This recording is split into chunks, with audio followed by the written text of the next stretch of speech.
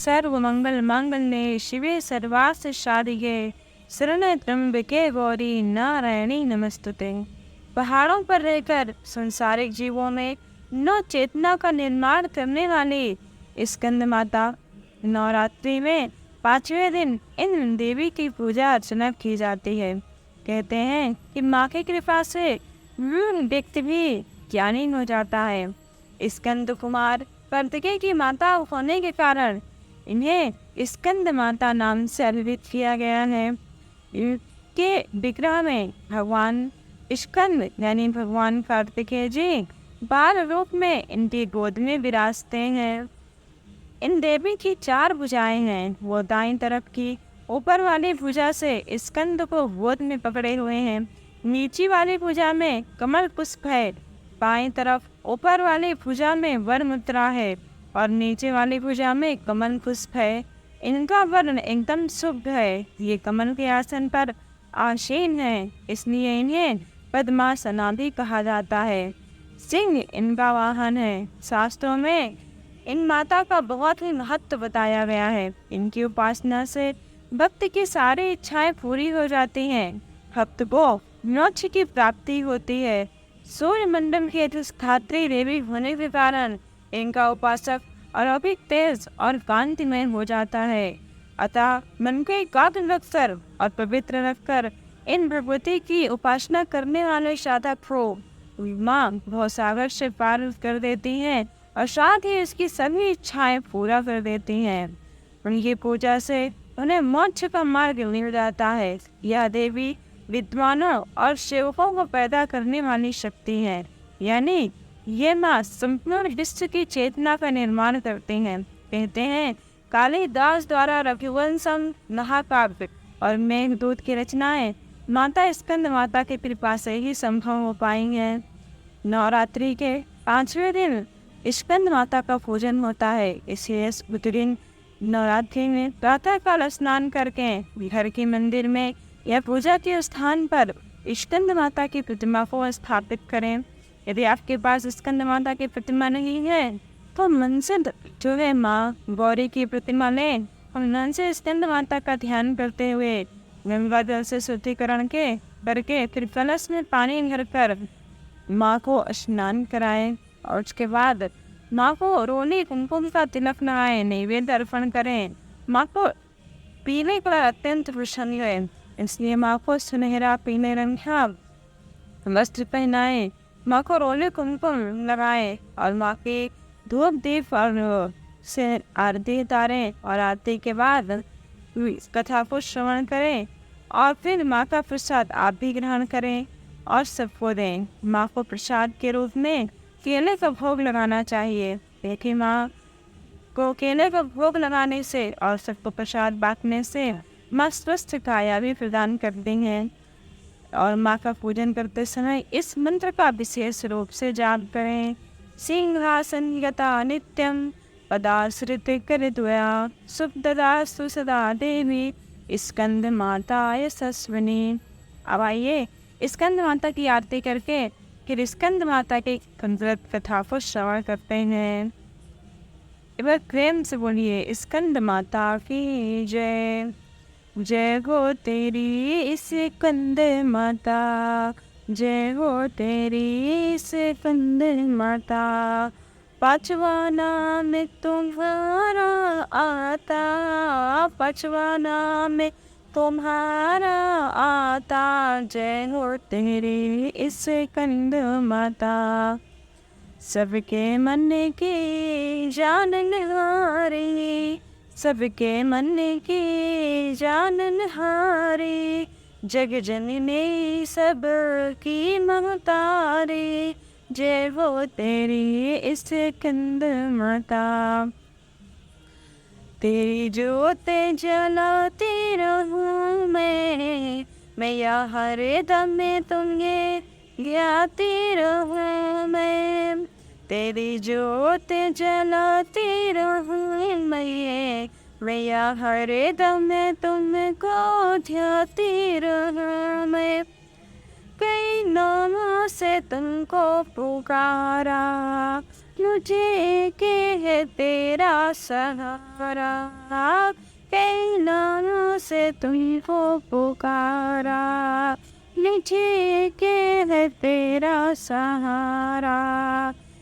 कहीं पहाड़ों पर है माँ का डेरा, कई शहरों में तेरा बसेरा, माँ हरे मंदिर में तेरे नजारे, गुण गाए तेरे भक्त प्यारे।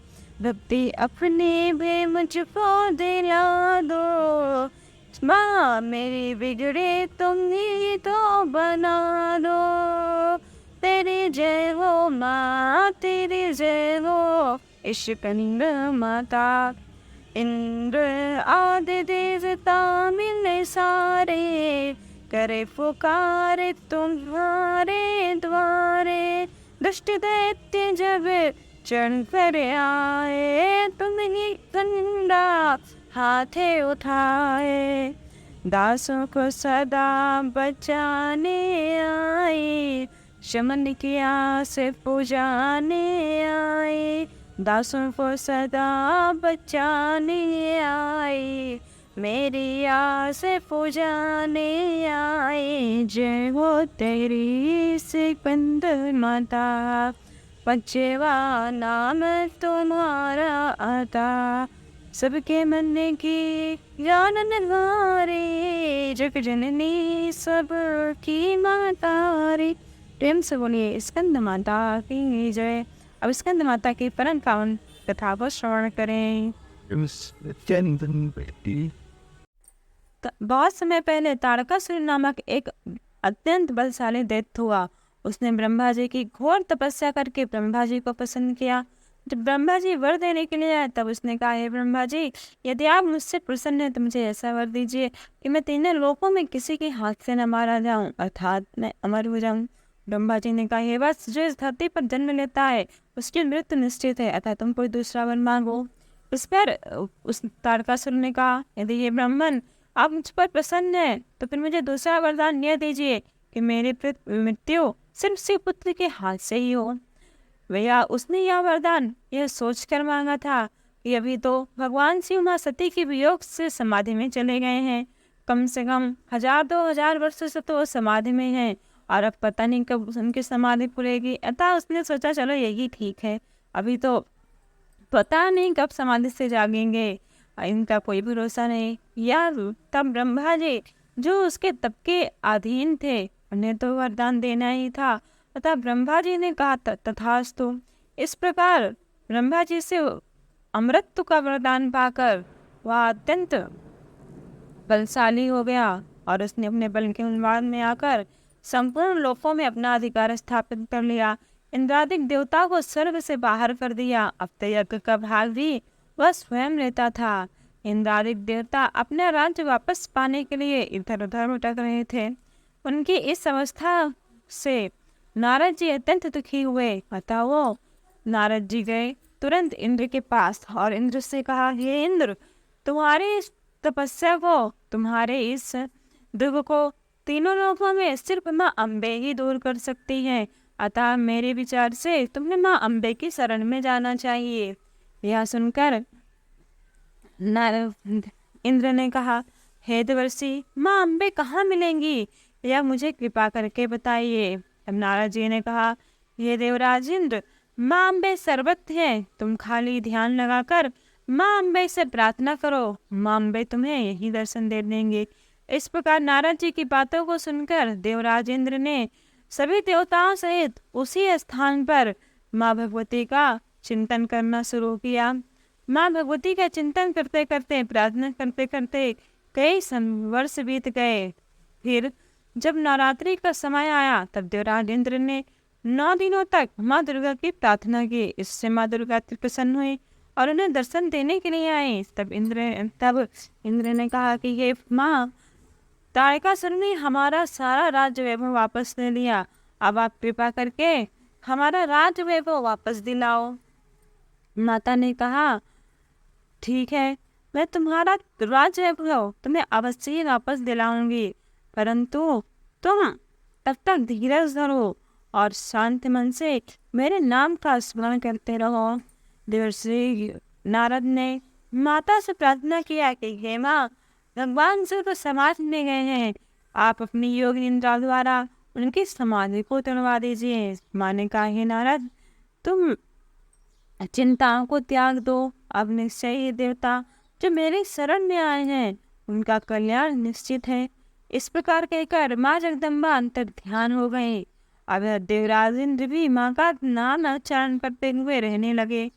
इधर माँ अम्बे, जिन्होंने देवताओं को यह वरदान दिया था कि मैं तुम्हारे श्राप का विमोचन करूंगी, उन्होंने समय आने पर सोचा यह मुझे हिमालय राज की पत्नी मैना के यहाँ जन्म लेना चाहिए। उधर मैना देवी ने भी जिनका पुत्र पहले था, परंतु वो एक पुत्री की प्राप्ति के लिए माँ अम्बे की उपासना कर रही थी। तब माँ अम्बे ने उनको प्रकट होकर कहा कि आपकी तपस्या पूरी हुई, अब आप बताइए कि आपको क्या चाहिए। तब मैना ने कहा कि ये माता रानी, मुझे आपकी समान पुत्री चाहिए। इस पर माता ने कहा कि हे माँ, मैं अपने समान दूसरी कहाँ से लाऊं, अतः मैं स्वयं ही आपके घर में पुत्री बनकर जन्म लूंगी। इस प्रकार माँ उन कहकर अंतर ध्यान हो गई। धीरे धीरे समय आने पर माँ पार्वती ने हिमालय राजनगर में पार्वती के रूप में जन्म लिया। और जन्म के बाद जब माँ का विवाह भगवान शिव के साथ हुआ, समय आने पर सदानंद कार्तिकेय जी ने जन्म लिया। जन्म लेते ही सदानंद कार्तिकेय जो भी अल्पायु थे, उन्हें माँ ने देवताओं से किए गए वादे के अनुसार जो जन्मे छोटे से बालक थे कार्तिकेय जी, माँ ने उनको अपनी शक्ति द्वारा बड़ा कर दिया और उन्हें प्रशिक्षण देना आरंभ किया। माँ ने कार्तिकेय जी को इतनी अच्छी विद्या दी, इतनी अच्छी शिक्षा दी कि वही कार्तिकेय जी गए और इस तारकासुर को युद्ध में मार दिए। इस प्रकार इन माता का नाम स्कंद माता हुआ, अर्थात कार्तिकेय स्कंद मतलब